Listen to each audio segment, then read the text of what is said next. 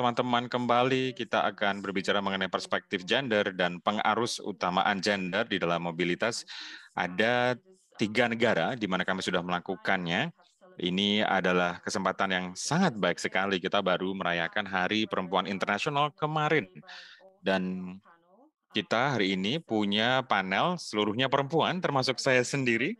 Kita ada 3 perwakilan ITDP yang akan memaparkan bagaimana kegiatan mereka di masing-masing negara sudah dilakukan di seputar isu gender, apa saja pelajaran dan piranti-piranti yang bisa dipakai oleh kota-kota lainnya dari kegiatan mereka. Saya akan memperkenalkan moderator kita, Ana Nasar, yang merupakan Direktur Program di ITDP Brazil, yang juga sangat bersemangat untuk melakukan berbagai kegiatan seputar isu gender. Pemapar kita adalah Anggi Siregar, adalah Associate ETDP untuk Perencana Perkotaan dengan spesialisasi gender dan inklusi sosial di ITDP Indonesia. Anggi nanti akan memaparkan beberapa kegiatan terkait dengan transportasi publik yang inklusif, yang ada fokus gender berkenaan dengan elektrifikasi transportasi yang sudah selama ini didukung oleh ITDP Indonesia. Kita juga akan mendengar dari Lorena Fritas dari ITDP Brazil. Lorena adalah koordinator untuk pengelolaan kebutuhan perjalanan di kawasan Brazil, melihat salah satunya isu dan inisiatif terkait dengan gender dan hubungan antar ras. Kita akan mendengarkan juga beberapa pelajaran dari kegiatan tersebut.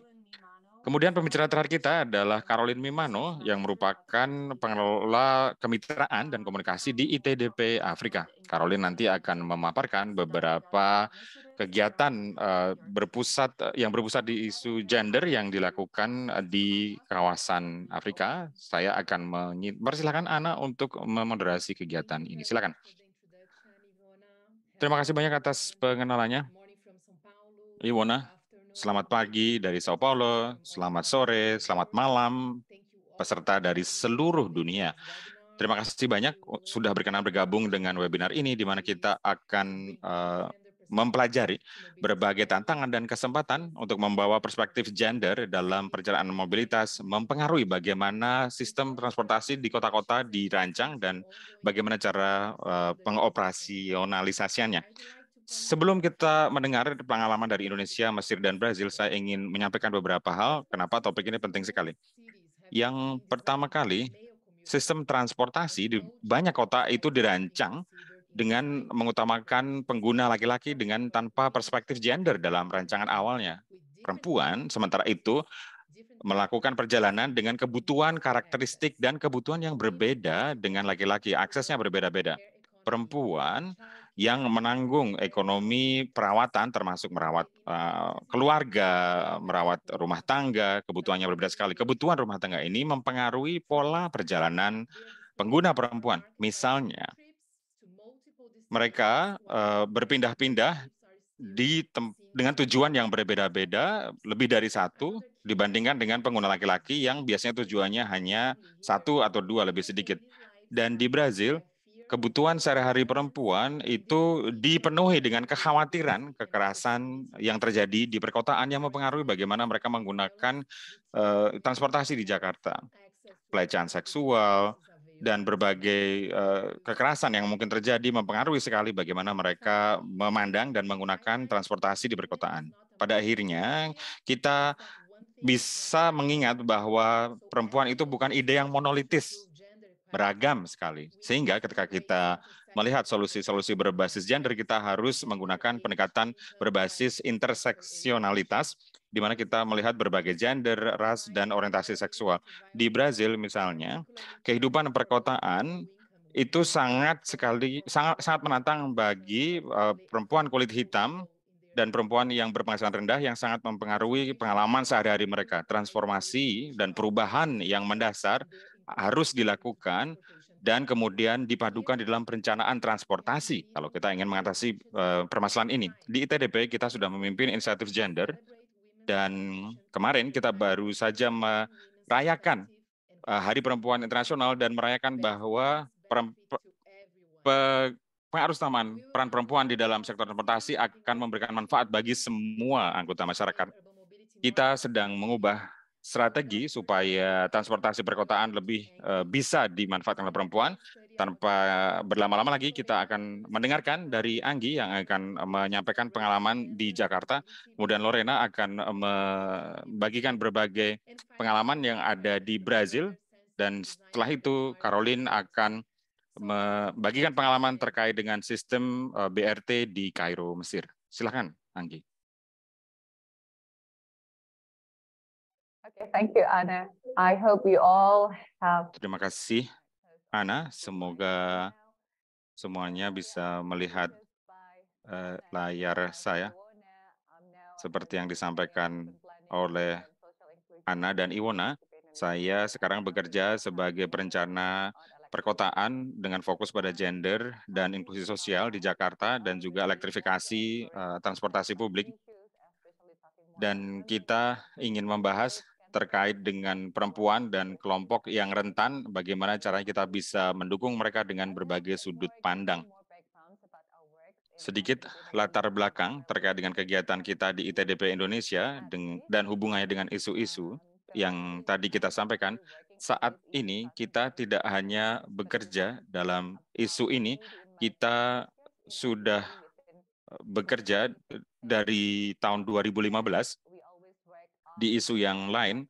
Saat itu kita bekerja dalam isu kemasyarakatan perempuan, bekerja sama dengan masyarakat dan perempuan, dan beberapa tujuan utamanya adalah terkait dengan bagaimana kita memastikan agar desain universal bisa diterapkan dalam semua jenis infrastruktur dan bisa dilakukan baik oleh pemerintah pusat maupun oleh pemerintah daerah.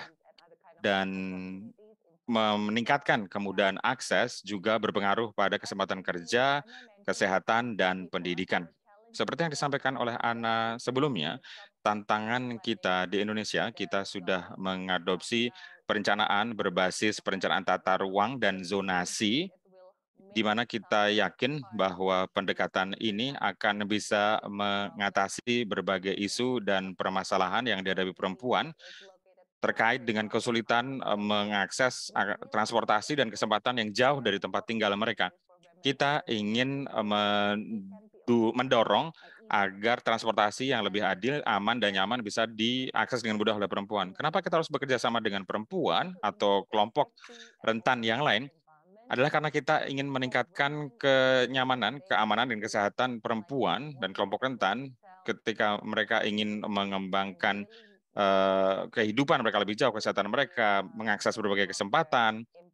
Kalau itu bisa difasilitasi, dampaknya akan luas sekali bagi masyarakat secara umum.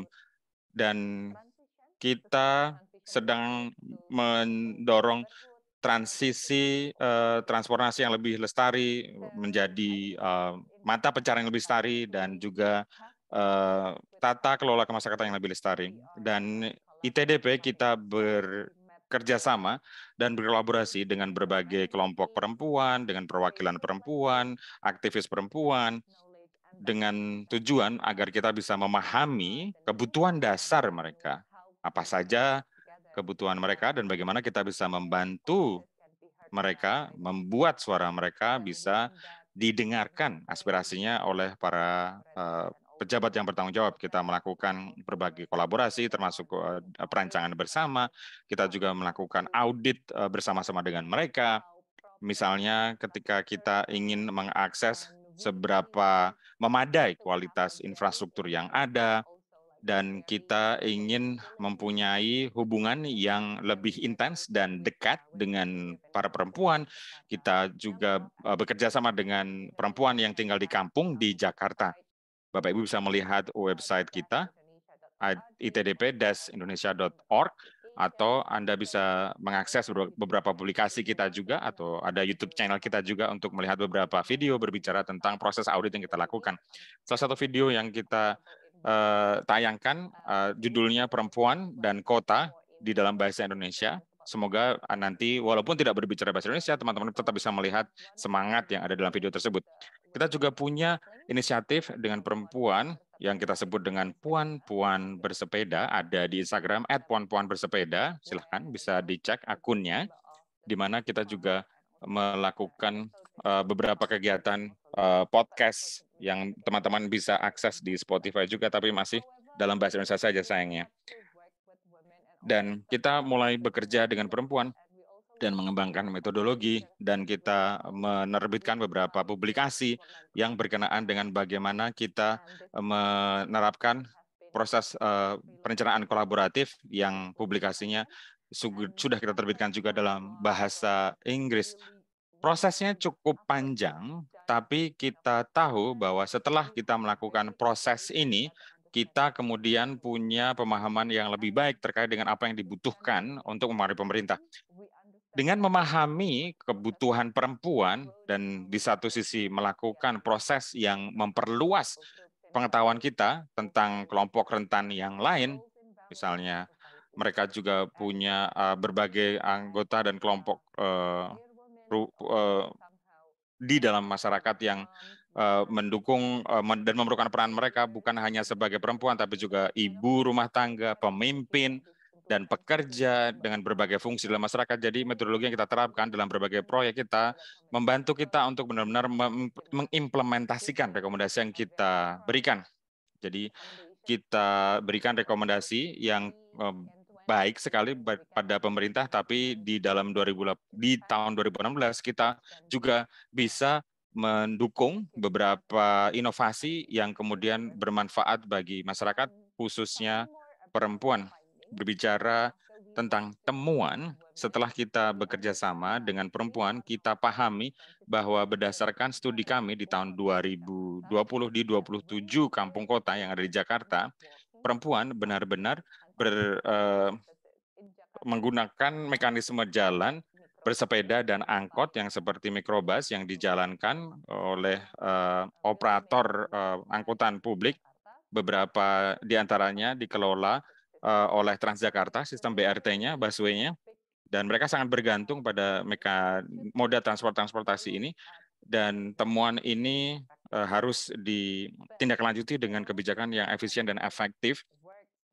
Namun, dari kegiatan yang kita lakukan bersama-sama dengan perempuan, kita juga pahami bahwa isu yang kita hadapi terkait dengan data, terkait dengan solusi dan kebijakan yang dihasilkan oleh pemerintah, kita temukan PR-nya masih banyak sekali. Jadi di Indonesia, khususnya di Jakarta, beberapa solusi yang diberikan oleh pejabat, misalnya memberikan ruang khusus, bis yang khusus untuk perempuan contohnya, atau gerbong khusus perempuan, ini hanya bisa mengatasi beberapa risiko dan bahaya dari perempuan, namun ada juga pandangan bahwa intervensi ini masih temporer saja, belum komprehensif, yang masih harus ditindaklanjuti lebih jauh dengan rekomendasi yang lebih komprehensif di masa-masa yang akan datang. Kami percaya bahwa dengan pendampingan kami, pejabat terkait di Jakarta, dan kami bisa menciptakan lingkungan, membangun lingkungan yang benar-benar bisa mengakomodasi kebutuhan perempuan. Itulah kenapa kita melakukan berbagai audit bersama dengan perempuan untuk memastikan bahwa fasilitas yang dibangun itu benar-benar mengakomodasi kebutuhan nyata dari perempuan. Berbicara lebih jauh tentang langkah lanjutan di masa yang akan datang terkait dengan dunia transportasi kita, termasuk salah satunya elektrifikasi transportasi, kita memahami ada banyak kesempatan yang ada dalam diskusi yang kita lakukan. Tapi bagaimana kita memastikan agar isu-isu ini tetap bisa memberikan kesempatan pada perempuan. Kita lihat bahwa kita harus bekerja sama dengan perempuan dan perwakilannya lain, dan juga perlu melakukan diskusi dengan mereka, khususnya dengan operator transportasi publik. Kenapa? Misalnya untuk Transjakarta, kurang dari 10% saja pegawainya itu perempuan. Kita sedikit khawatir bagaimana Transjakarta bisa menyediakan pelatihan yang lebih baik untuk pengemudi perempuan yang sudah berpengalaman sebagai pengemudi di bis konvensional, supaya mereka bisa menjadi pengemudi bis elektrik, bis listrik. Kita melakukan beberapa intervensi berdasarkan FGD yang kita lakukan untuk lebih memahami terkait dengan apa yang harus dibangun terkait dengan desain bisnya. Dan saat ini apabila teman-teman ke Jakarta, bis listrik sudah mengakomodasi desain yang kita usulkan, misalnya ruang untuk tas, untuk bawaan penumpang yang umumnya juga dibawa perempuan setelah belanja di pasar. Karena bis kita yang lama, mereka tidak punya ruang penyimpanan tas misalnya. Kita juga lakukan beberapa penempatan pegangan tangan dan penempatan tempat duduknya dilakukan dengan mempertimbangkan kebutuhan perempuan. Kebutuhan-kebutuhan seperti ini sudah disampaikan ketika bisa ditemukan setelah kita melakukan audit dan diskusi dengan para perempuan yang tadi saya sampaikan. Masih terkait dengan isu elektrifikasi, ada kesempatan dan juga ancaman di saat yang sama ketika kita membahas tentang elektrifikasi kendaraan bermotor roda 2 atau roda 3. Kalau Anda pergi ke berbagai kampung di Indonesia, Anda akan lihat ada banyak sekali perempuan yang pergi ke pasar tradisional dengan menggunakan motor elektrik dan juga skuter elektrik atau motor elektrik atau listrik atau sepeda listrik. Dan Pemda mengsubsidi motor dan sepeda listrik ini sedang dipertimbangkan sebagai salah satu solusi untuk menggunakan cara pandang perempuan di dalam mekanisme ini, ide-ide, kebutuhan, dan kekhawatiran serta peran mereka di dalam program seperti ini. Dalam proyek seperti subsidi motor dan sepeda listrik yang kita lakukan ini, kita memastikan bahwa spesifikasi, desain, atau bentuk dari motor atau sepeda listrik yang pas itu seperti apa, termasuk untuk perempuan, supaya bisa aman digunakan oleh para perempuan. Karena ketika kita sudah mulai menemukan model khusus sepeda listrik, motor listrik, perempuan itu punya preferensi atau pilihan yang berbeda dengan pilihan pengendara laki-laki.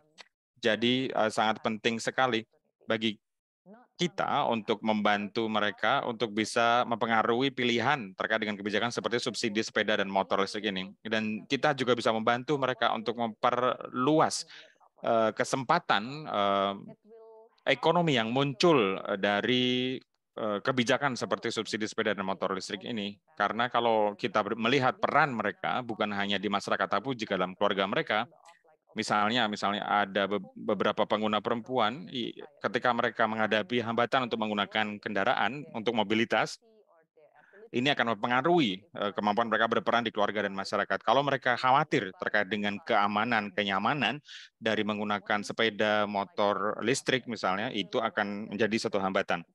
Dan kita ingin memastikan bahwa suara mereka didengar dan kebutuhan mereka diakomodasi dan dipenuhi. Dan kita ingin melakukan lebih banyak diskusi dan penelitiannya saat ini masih terus berjalan dan kita berharap semoga kita bisa menghasilkan kajian terkait dengan pengaruh utamaan elektrifikasi sepeda dan motor listrik untuk perempuan dengan perspektif gender, dan kita ingin memusatkan perhatian kita pada sudut pandang ini karena perempuan bisa dilihat di jalan, di transportasi publik kita, di berbagai multimoda.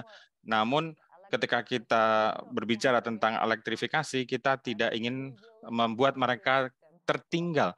Kita ingin juga mereka bisa mendapatkan manfaat karena teknologi kendaraan listrik ini juga bisa memberikan kesempatan yang lebih luas terkait dengan pekerjaan, terkait dengan kesempatan bisnis, dan ini juga akan mengundang kreativitas mereka karena kita tahu teknologi yang baru ini juga akan bisa membuat mereka untuk lebih terpapar dengan keadaan di luar sana ketika mereka bisa menemukan cara yang efektif dan efisien untuk menuju dan bertransportasi dan bekerja dengan menggunakan kendaraan listrik. Saya rasa itu dulu dari saya untuk menjadi bahan diskusi kita hari ini.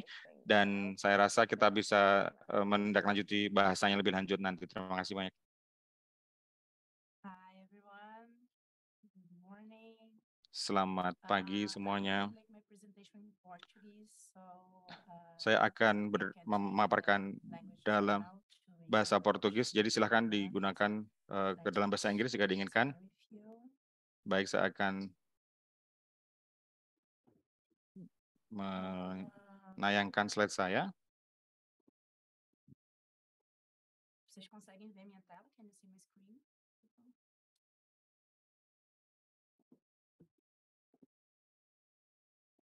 Ok, so vou começar aqui então, pessoal. Vou fazer a apresentação em português. Mari kita mulai. Paparannya akan dilakukan di dalam Portugis. Desculpa, gente, eu preciso mudar o meu canal aqui. Tunggu sebentar, saya harus mengganti channelnya dulu. Ok, vamos lá.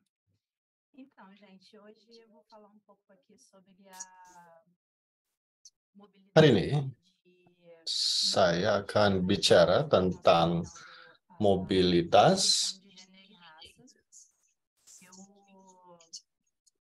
dengan menimbang gender.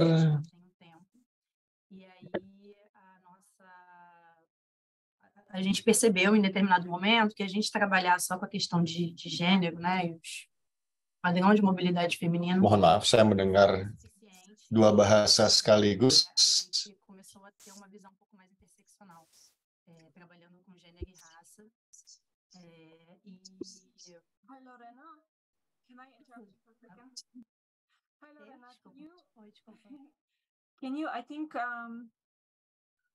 think you have to be actually in the outside of the Portuguese channel because we hear you together with the interpreter. So go back to the main room.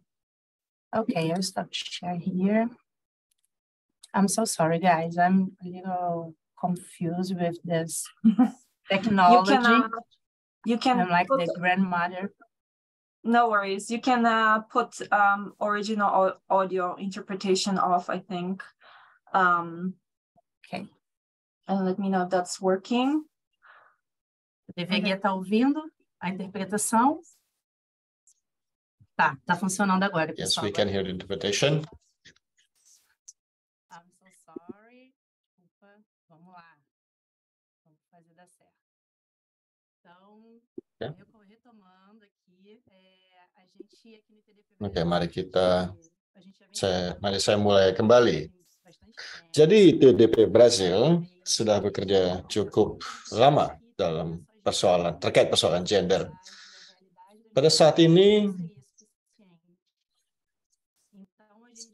kami menimbang realitas yang ada di masyarakat yang di mana kita tinggal, ada banyak persoalan gender. Jadi kita sudah menangani persoalan gender ini dengan interseksionalitas. Saya ingin mungkin membahas realitas tentang mobilitas perempuan kulit hitam di Brasil. Ada studi dan indikator yang dikembangkan oleh ITDP yang akan saya tampilkan selama presentasi saya, dan saya juga bisa bagikan dengan Anda ini melalui kolom chat. Pertama, yang perlu kita pahami adalah bahwa di Brasil, penting dipahami bahwa di Brasil kita memiliki populasi berkulit hitam, coklat, dan mestizo. Mestizo adalah campuran. Dan di antara populasi kulit hitam ada indikator negatif cukup tinggi. Pelibatan kulit hitam terkait kehidupan dalam kemiskinan, kekerasan, dan tingkat buta huruf. Di situ biasanya populasi kulit hitam adalah mayoritas. Kita tidak bisa bicara tentang masyarakat di Brasil tanpa bicara tentang perbedaan-perbedaan signifikan tersebut. Kita juga perlu memahami bahwa di kawasan kumuh kota, ras ini juga menjadi sesuatu yang memisahkan penduduk atau segregasi. Kelas pekerja secara historis biasanya adalah populasi berkulit hitam dan berada di bagian bawah dari piramida. Ini adalah populasi yang tinggal di favela. Favela adalah kawasan kumuh di pinggiran kota. Jadi setiap kali kita tidak memiliki tindakan atau langkah afirmatif, mereka mengalami kesulitan untuk mengakses olahraga atau kegiatan rekreasi, dan mereka juga hanya bisa berinteraksi dengan orang-orang di mana kegiatan utama mereka dilakukan. Itulah mengapa perempuan mobilitasnya berbeda dengan laki-laki. Perempuan bergerak dalam cara yang berbeda dibandingkan dengan katakanlah lelaki kulit putih cisgender atau penduduk cisgender. Dan lelaki muda biasanya juga pergi pada dini hari untuk menuju tempat kerjanya. Namun di luar itu, di wilayah pinggiran, terjadi kekurangan pilihan transportasi. Dan ini menciptakan dampak besar, khususnya terhadap perempuan. Karena kondisi mobilitasnya benar-benar berbeda bagi penduduk kulit hitam, bagi ras yang berbeda, khususnya perempuan. Tempo perdido nas viagens. Di São Paulo, pemerintah kota juga telah melakukan terjadi banyak sekali kehilangan jam kerja dan produktivitas karena perempuan dilibatkan dalam proses perencanaan. Dan terjadi hubungan yang sangat keras antara perempuan dengan kota. Terkait tantangan yang dihadapi perempuan di Brazil. Ini misalnya adalah contoh word cloud atau awan kata yang atau kata kunci yang paling banyak dimunculkan. Ya. Nah, itu adalah bahasa Portugis, ya. Tapi di sini pada saatnya menggambarkan rasisme dan mobilitas.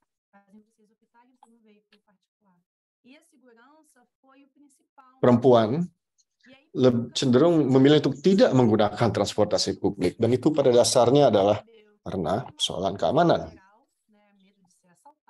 Jika kita menanyakan kepada mereka apa yang persoalan keamanan itu apa bagi mereka, ketakutan umum soal misalnya pencopetan, kriminalitas, dan ada sejumlah juga ketakutan terkait kekerasan seksual dan pelecehan seksual. Perempuan di Brazil secara khusus rentan terhadap pelecehan dan kekerasan seksual. Sejumlah perempuan diwawancara dan 97% mengatakan bahwa mereka pernah mengalami pelecehan di transportasi publik, dan 71% perempuan yang diwawancara juga mengenal orang lain yang pernah diserang di ruang publik. Jadi gender ini adalah ibaratnya titik buta, ya, atau sesuatu yang tidak terlihat, dia tidak diperhitungkan dalam mobilitas Brasil.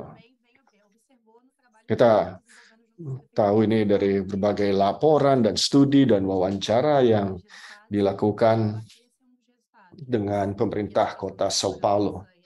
Kami memang belum mempublikasikan hasilnya, tapi saya bisa mengatakan di sini bahwa kekerasan berbasis gender ini adalah salah satu temuan utama dalam penelitian ini.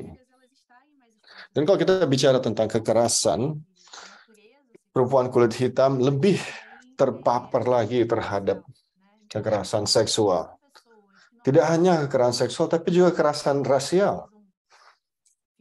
Mereka biasanya tinggal di wilayah pinggiran, dan mereka perlu berjalan banyak untuk dapat mengakses transportasi publik, bahkan untuk meninggalkan tempat tinggalnya menuju tempat kerja. Dan setelah proses itu, mereka terpapar pada kekerasan berbasis gender, terhadap pelecehan seksual dan pelecehan rasial. Dan di sini Anda bisa melihat ya, dalam pekerjaan kita tentang mobilitas, kita mengamati ada persentase populasi yang tinggal di wilayah spesifik. Di Brazil, kita perlu memahami irisan-irisan antara ras dan gender ini atau interseksionalitas. Yang secara khusus juga bagaimana kekerasan itu menyasar perempuan kulit hitam. Lingkaran hijau ini mewakili perempuan kulit hitam dan lingkaran biru mewakili populasi secara umum. Anda bisa melihat di sini bahwa di dalam transportasi berkapasitas tinggi serta di dalam infrastruktur, perempuan berkulit hitam biasanya jauh atau kesulitan mengakses infrastruktur tersebut. Anda bisa melihat di sini bagaimana dinamikanya. Di ATDP kita sudah bekerja dengan penafsiran data, berusaha untuk memahami mobilitas perempuan. Dan ini adalah dua potong komunikasi yang ingin saya sampaikan. Saya bagikan dengan Anda. Ini cukup representatif. Dan saya ingin mengatakan di sini bahwa transportasi publik berkualitas akan sangat meringankan beban perempuan. Di Sao Paulo, di sini Anda juga bisa melihat ada perbedaan yang tajam antara populasi umum dan perempuan berkulit hitam. Warna hijau di sini Anda bisa melihat bagaimana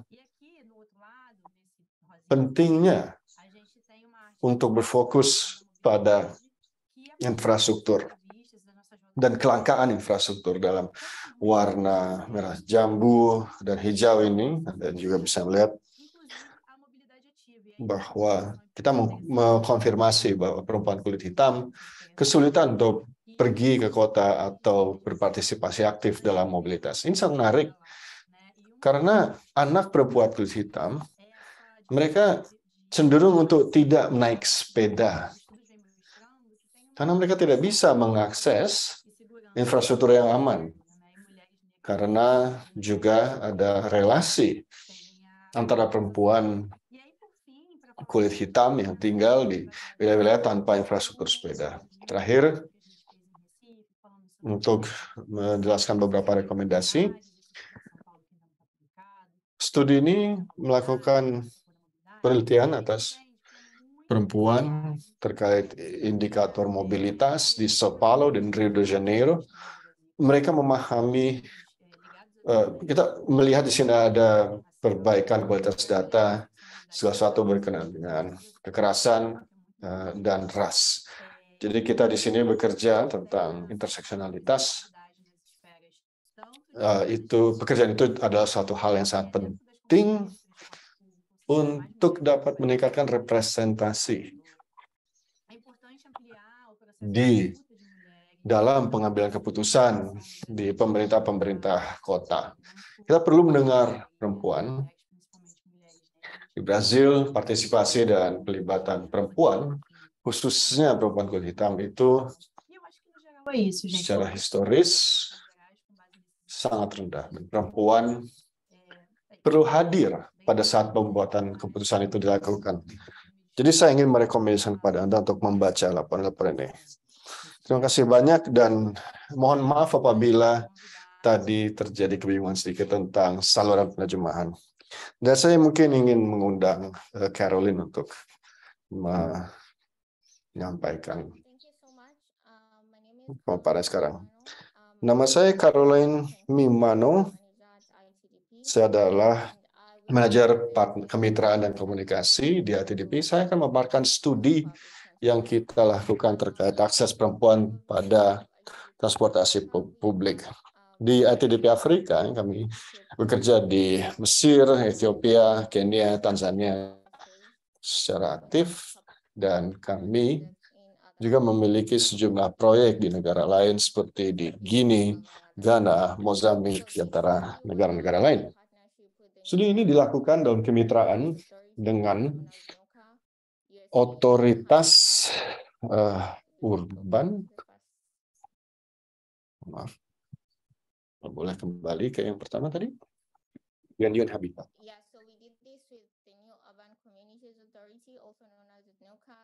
Jadi, di sini kami bekerja dengan USAID, UN Habitat, dan UN Women. Slide berikut. Jadi, Anda bisa melihat di sini dari image-nya, Kairo memiliki penduduk yang terus tumbuh, banyak orang bekerja, menghabiskan waktu untuk melakukan perjalanan, dan 60% dari perjalanan itu dilakukan dengan transportasi publik. Namun, karena kondisi transportasi publiknya, terjadi peningkatan tajam dalam penggunaan mobil pribadi sebagaimana bisa lihat di foto. Yang ini juga menjelaskan tentang pentingnya untuk meningkatkan kualitas transportasi publik. Saat ini kami memiliki berbagai jenis moda transportasi di Kairo.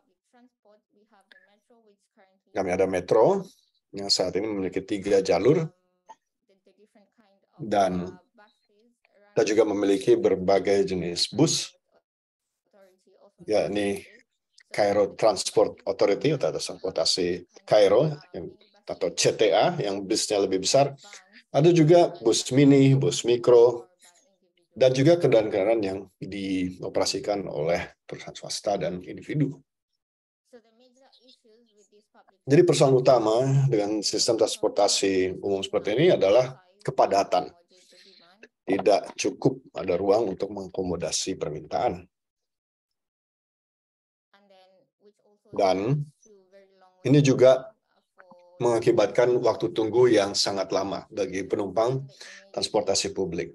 Persoalan lain yang Anda bisa lihat di sini adalah bahwa langkah atau pijakan bus ini lebih tinggi sehingga menyulitkan perempuan, penyandang disabilitas, anak-anak, yang juga mengakibatkan waktu yang lebih lama bagi orang-orang ini untuk bisa menaiki bus, dan itu sangat tidak nyaman bagi perempuan. Ada juga kondisi yang sangat buruk di terminal transportasi publik.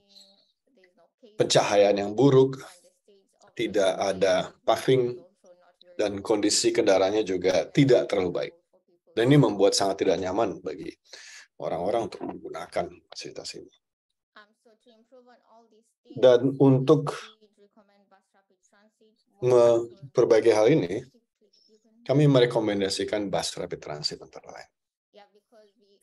Karena dengan bus rapid transit ini lebih terjangkau dan bisa menggerakkan lebih banyak orang dengan biaya yang jauh lebih kecil dibanding moda transportasi lainnya. Bus yang bersih, berkapasitas tinggi, dan lebih mudah juga untuk menaiki dan menuruni bus. Stasiun-stasiunnya didesain sesuai kapasitas sehingga tidak ada kapasitas berlebih atau overcrowding. Ada pencahayaan yang baik, ada jalur bus khusus sehingga waktu untuk perjalanan tidak terlalu banyak. Selain itu juga ada akses pedestrian dan sepeda. Jadi saat ini, maaf koneksinya putus-putus.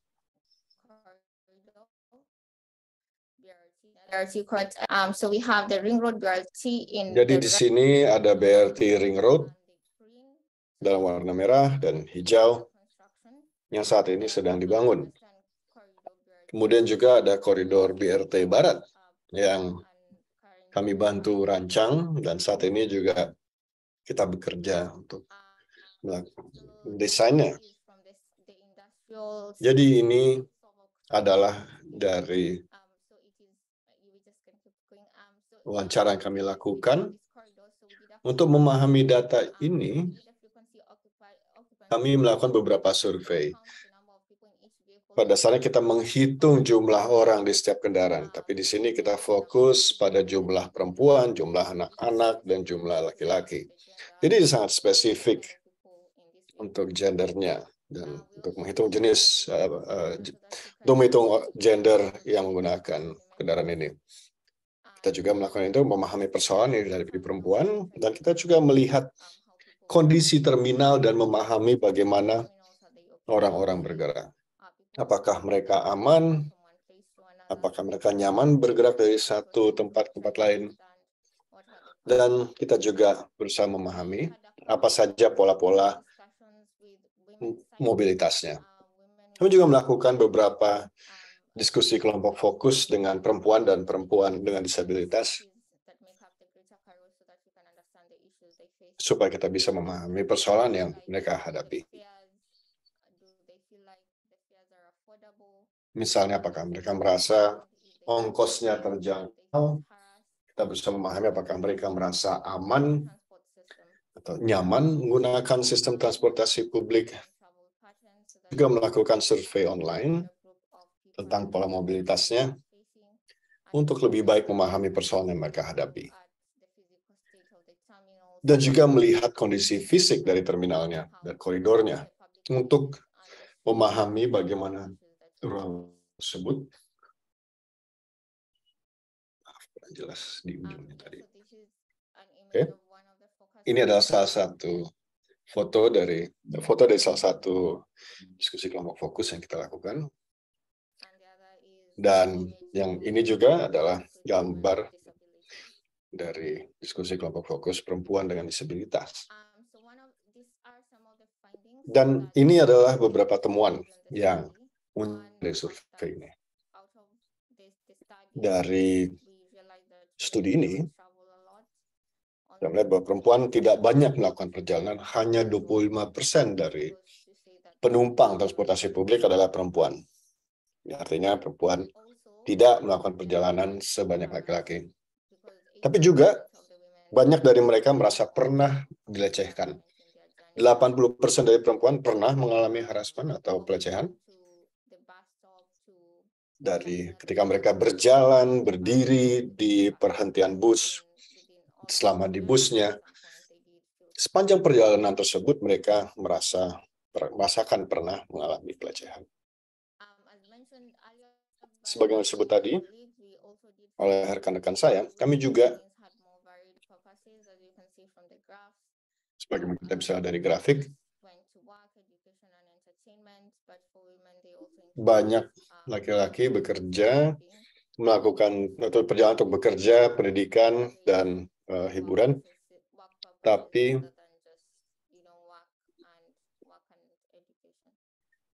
ya, terutama untuk laki-laki lebih banyak tujuan perjalanan untuk bekerja.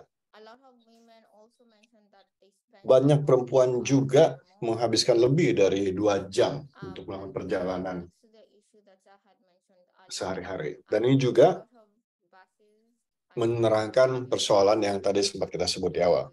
Banyak bus dan kendaraan tersangkut di dalam kemacetan, dan juga karena banyak perempuan merasa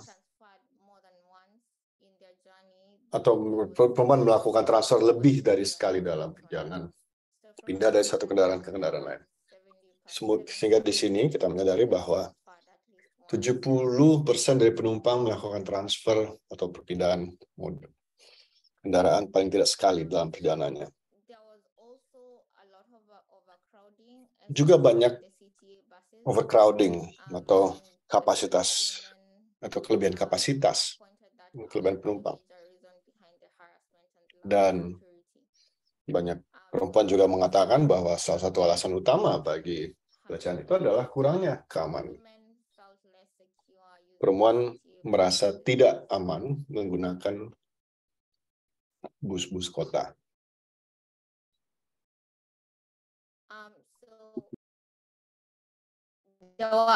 Jadi, juga ada berbagai persoalan operasional, yakni bahwa banyak pengemudi juga dilecehkan oleh operator bus mikro, dan bahwa pengemudi operator itu tidak merasa itu sebagai hal yang buruk, dan ini berkontribusi pada dua persoalan. Yakni bahwa perempuan tidak merasa aman menggunakan bus-bus ini. Tapi juga ada persoalan operasional, yakni bahwa banyak pengemudi juga melakukan speeding. Nah, selanjutnya kita ke rekomendasi. Kami mengajukan rekomendasi untuk mengadakan jumlah armada bus yang memadai. Dan kami juga merekomendasikan kompartemen khusus perempuan. Karena misalnya, contohnya, ini sudah pernah dilakukan di Metro. Metro memiliki bagian yang khusus untuk perempuan, dan di sana, sebagai akibatnya, pelecehan tidak setinggi yang terjadi di bus. Hal lain adalah untuk memastikan bahwa desain stasiun dan terminal itu inklusif. Sebagaimana dilihat dari gambar ini adalah sistem yang dioperasikan di Dar es Salaam, sehingga penumpang dapat masuk keluar dari bus dengan aman dan mudah. Di sini juga pencahayaannya cukup, dan didesain sesuai kapasitas untuk mengurangi kepadatan. Dan bagi perempuan juga dipastikan agar ada ruang untuk bayi, perawatan bayi, dan juga tempat belanja. Ini adalah hal-hal yang penting juga untuk dipertimbangkan ketika kita mendesain stasiun dan terminal.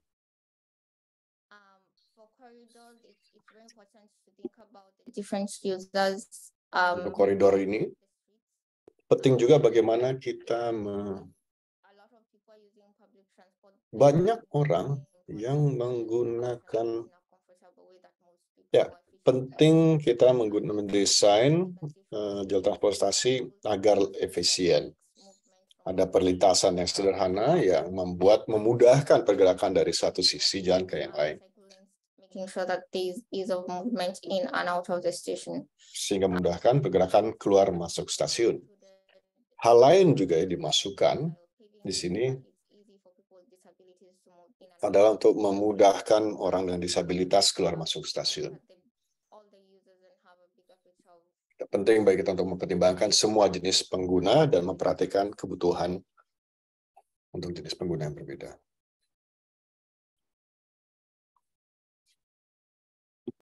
So a lot of women also did say that they're being Banyak harassed. perempuan juga mengatakan bahwa mereka mengalami pelecehan di jalan dalam perjalanan, ketika berjalan kaki. Nah, di situ penting untuk mendesain ruang dengan penggunaan campuran, sehingga membuat orang merasa lebih aman. Apabila ada lebih banyak kegiatan di jalan tersebut, misalnya orang duduk-duduk, minum kopi, orang merasa lebih aman. Jadi, merancang jalan akses menuju transportasi publik juga perlu dilakukan dengan baik dan cahaya yang cukup supaya perempuan aman berjalan di malam hari. Kami juga merekomendasikan lebih banyak perempuan dalam peran pengoperasian dan perencanaan. Sehingga apabila lebih banyak keragaman, maka diharapkan akan lebih responsif terhadap berbagai kebutuhan. Misalnya juga untuk orang-orang dengan disabilitas, ada berbagai persoalan khusus yang juga perlu diperhatikan bagi mereka. Kami juga merekomendasikan kampanye melawan pelecehan. Perlunya keamanan dan menjamin keselamatan, khususnya di antara operator, karena banyak dari mereka juga adalah laki-laki atau populasi umum, dan perlu dijelaskan bagaimana, kenapa penting untuk memastikan bahwa transportasi publik itu lebih inklusif. Sekian dari saya. Terima kasih. Thank you all for. Baik, terima kasih semua atas presentasi ini.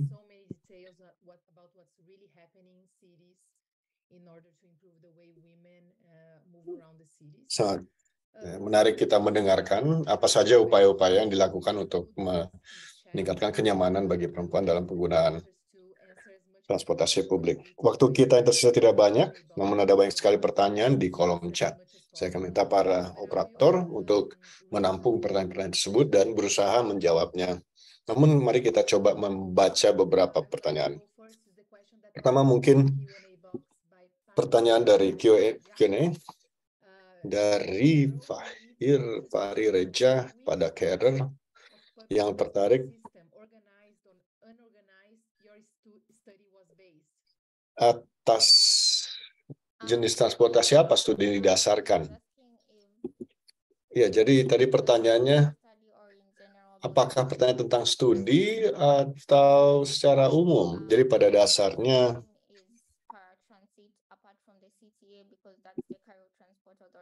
ya, Cairo Transport Authority ini adalah terpisah dari kota. Ada juga metro yang merupakan satu sistem terorganisir. Terima kasih, Carol. Ada pertanyaan lain dari Ian, juga terkait Cairo. Saya berasumsi bahwa bus kecil juga akan masih diperlukan sebagai feeder bagi BRT di Cairo. Apakah ada rencana untuk memperkuat sistem feeder ini dari sudut pandang gender selain menambah sistem BRT? Lalu bagaimana isu gender ini diadres? Boleh dijawab secara singkat. Oke, baik. Ya, kita ada BRT yang sedang dibangun Cairo saat ini. Memang tidak akan cukup, tapi penting juga untuk menjawab isu ini terkait transit. Jadi ya, salah satu rekomendasi yang kita tawarkan adalah untuk memperluas besaran armada agar sesuai dengan permintaannya. Dan kami juga bekerja dengan otoritas transportasi kota untuk membantu memahami siapa saja orang-orang ini, seperti apa permintaan dari mereka, dan bagaimana kita bisa meningkatkan hal ini supaya orang-orang bisa menggunakan sistem bus yang lebih modern. Sehingga rekomendasinya nanti akan dilakukan setelah pemetaannya dilakukan. Tapi ini masih merupakan studi umum yang juga merekomendasikan besaran armada, jumlah armada lebih besar. Ada pertanyaan dari Taria kepada Lorena. Dia ingin tahu apa saja inisiatif utama yang dilakukan di Brasil untuk meningkatkan akses dan kepada perempuan, khususnya perempuan kulit hitam. Mereka dikomentari Lorena. Saya mungkin bisa menyebut di Sao Paulo. Mereka melaksanakan suatu kelompok kerja terkait kekerasan dan gender. Dan di sini ada juga sekretariat yang fokus pada anak usia dini. Jadi mungkin itu adalah dua contoh yang dilakukan di Brasil. Tapi saya juga paham bahwa memang masih banyak yang perlu kita atasi terkait persoalan ini. Terima kasih Lorena. Dan terakhir kepada Anggi. Saya ingin bertanya kepada Ibu Anggi, bagaimana Anda melihat e-mobilitas untuk meningkatkan kesetaraan mobilitas bagi perempuan? Terima kasih. Mungkin saya ingin menyampaikan rekomendasi, menyebut terkait rekomendasi dari studi kami. Elektrifikasi ini menjadi peluang bagi perempuan juga untuk bergabung dan berpartisipasi dalam sistem, karena itu juga akan membantu mereka untuk mendapatkan lebih banyak peluang untuk meningkatkan kondisi sosioekonomi mereka. Karena sebagaimana yang kita pahami, di situasi saat ini misalnya, perempuan mendominasi di dalam apa yang disebut gig economy, dan mereka juga berpartisipasi sangat besar dalam pekerjaan informal dan partisipasi mereka dalam proses-proses seperti ini, kita akan memastikan bahwa mereka akan mendapatkan peluang yang setara dan lingkungan yang aman, dan itu juga akan berdampak pada peningkatan ekonomi dan peran mereka di masyarakat. Terima kasih Mbak Anggi, Lorena, dan Carol. Sayangnya waktu kita sudah hampir habis, namun sebelum kita menutup, saya ingin menegaskan kembali beberapa rekomendasi yang menjadi bagian utama dari kerja di ITDP untuk mengharusutamakan gender sebagai bagian dari perencanaan mobilitas. Perempuan perlu terlibat dalam proses perencanaan, dalam kerangka kebijakan, termasuk bisa data disagregasi dan menetapkan target. Dan sebagaimana kita lihat juga dalam beberapa contoh ini, kota-kota juga perlu menyediakan pelayanan transportasi yang inklusif, ya, ini pola mobilitas yang berbeda. Ini juga mencakup memastikan bahwa transportasi yang andal dan memadai dan cukup, dan juga kebijakan ongkos yang memungkinkan integrasi dengan moda-moda lain, dan juga merancang kendaraan bagi perempuan yang mempertimbangkan aspek keamanan. Sehingga perempuan dengan demikian akan merasa lebih leluasa bergerak di dalam kota dan bisa melakukannya itu dengan bermartabat dan dalam cara yang berkelanjutan. Tantangan ini sangat besar, namun kami harap bahwa presentasi ini dapat menginspirasi kita semua untuk bisa menuju ke arah yang lebih baik itu. Terima kasih telah bergabung dengan kami pada webinar ini, dan sampai jumpa. Terima kasih semuanya. Terima kasih kepada para presenter, kepada Ana karena telah memoderasi, dan juga kepada para pemirsa hadirin yang mengikuti webinar hari ini. Tentunya perbincangan ini akan terus berlanjut, dan ini tentunya menekankan bahwa kota memang bisa inklusif bagi semua. Nantikan acara-acara lain, dan tautannya akan kita bagi di kolom chat, terutama persoalan terkait mobilitas bagi penyedia